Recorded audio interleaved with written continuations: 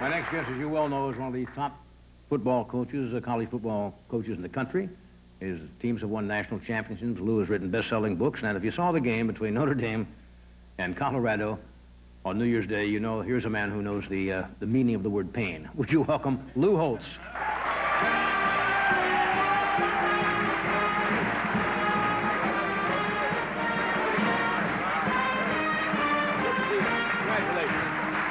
Nice to see you again, Lou. Thank you. I saw you briefly backstage, and I said, has the pain subsided a wee bit over the strange outcome of that game on New Year's Day?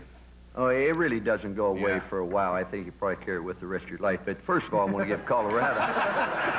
Only the rest of your life, huh? I want to give Colorado a lot of credit. And, of course, it's nice they won the national championship. Good for Georgia Tech. But the only thing that I regret is that the Rocket put on an incredible performance, and that's how legends are really made. I mean, it was really beautiful. Now, had they thrown the flag in 1935 on Notre Dame's comeback against Ohio State, they wouldn't call it the luck of the Irish. So you have to be lucky in some respects. Yeah, you've taken it very well. As you said before, that's one of the breaks of athletics. Well, it's that or suicide. But well, it's nice to know you're only going to carry this with you the rest of your natural life. I thought you'd get over it soon.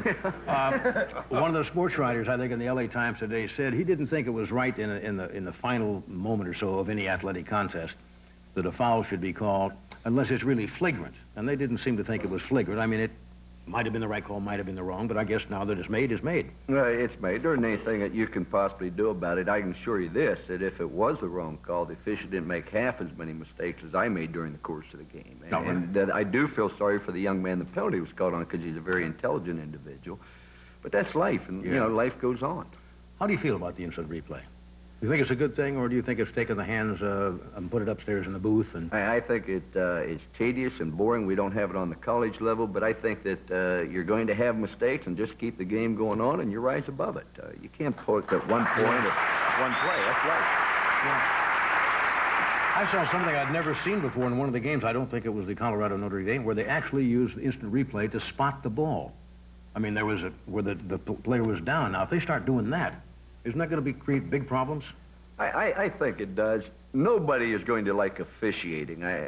Nobody really does. And I think you see what you look for.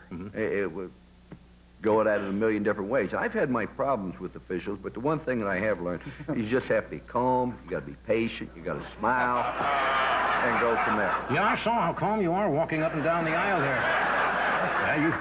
Yeah, your son's coaching at Notre Dame, right? I'm very fortunate. We have 4 children, all girls but 2. We're real proud of that fact. But my son had gone to Notre Dame before I went there, and we didn't send him to Notre Dame to become a football coach. We sent him there to become a head of a company or something. When he said, I want to go into coaching, I said, have you told your mom yet? And he said, no. I said, well, please make sure she's unarmed when you do so. That would be rather disastrous. But in any event, he was at Notre Dame when I went there, and he was playing for us. And we came out here and played Southern Cal. You might remember it. We were down by 17 points last year, down by 10 with 11 minutes to go in the game. So we decided we'd put on a punt rush, block the punt, run in for a touchdown. We didn't block the punt, but we roughed the punter.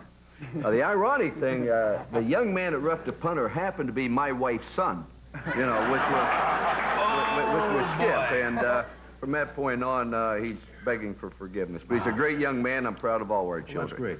Now, you were not a student at Notre Dame.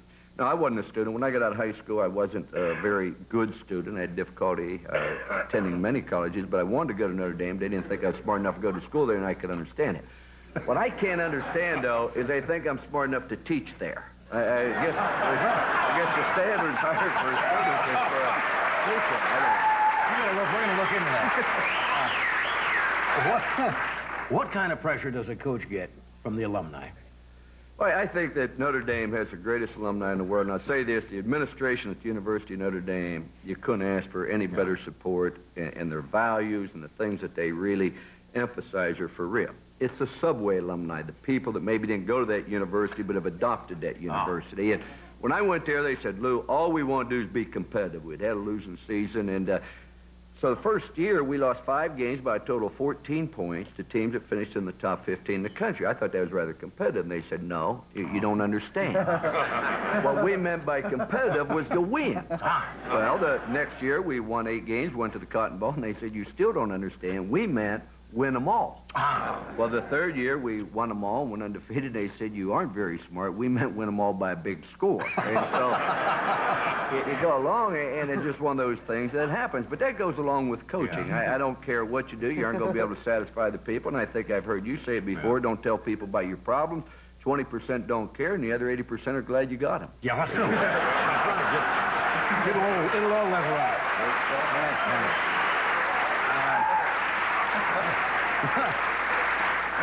What do you tell young student athletes? A lot of them, go play college ball because they look ahead. Same with basketball. Sure. Looking ahead for the NBA or the NFL. And only a minuscule percentage, I suppose, 1 or a few percent, make it into the pros successfully. How do you offset that, when they're struggling with their studies and trying to get an education, at the same time hoping they're going to go pro? I think if you can give them facts, and they're honest facts, that the average stay in the NFL is 3.9 years. The average stay is 3.9 years. That's average. Now, you might look at a Walter Payton or somebody else, and you look at the people that make millions of dollars, but the average salary in that. So if you're going to play 3.9 years, you're an average NFL player. That means age 25, your football's really over 26. Yet the average life expectancy of a male in this country is 75. So your life's 1/3 over, but your football's completely over. No. You try to take that football and peel it and eat it like it's a banana, and it just doesn't work. And so you have to look at what you're going to do for the rest of your life, which is approximately 50 years. And people have a tremendous difficulty in making the transition from being in the spotlight, having a good income, to being a clerk, possibly at a supermarket. Yeah. The other thing I wish to say this, that the difference between a college graduate and a non-college graduate income is $1.2 million over the course of his lifetime. So you just try to give them facts, and they have to make that decision. They have an obligation to get an education when they come to school. But football is great because of camaraderie, and I think the lessons you learn in life, but you can't look on it as a complete future. Yeah. I keep hearing rumors that you're thinking of retiring, you're going to pack it in. Have you made any decision yet? Well, first of all, my wife said that all rumors better be confined to the coaching profession, and I'm happy to say that they are. I don't know how the rumors get started. You get the broadcasters who say, well, Lou Holt is going to do this, and all I say is this, well, then put down $100,000, and I'll put down $100,000, and if you're wrong, give it to charity. Uh-huh. And then all of a sudden, I think we get a little bit more realistic. I just want to be at the University of Notre Dame as long as I can make a contribution. I believe in that school. You can go places where you won't be criticized as much, where you might be easier in a lot of respect, where you'd be better appreciated. But I don't believe you can go any place where you have the inner peace that I derive at the University of Notre Dame. And I love the school, and I believe in what the school stands for. And I like to think this, we did not win the national championship this year, but I don't believe a football team has ever represented Notre Dame any better than this team did on the field and off the field. Speaks well for you, too. Well, you're very kind. We'll be right back.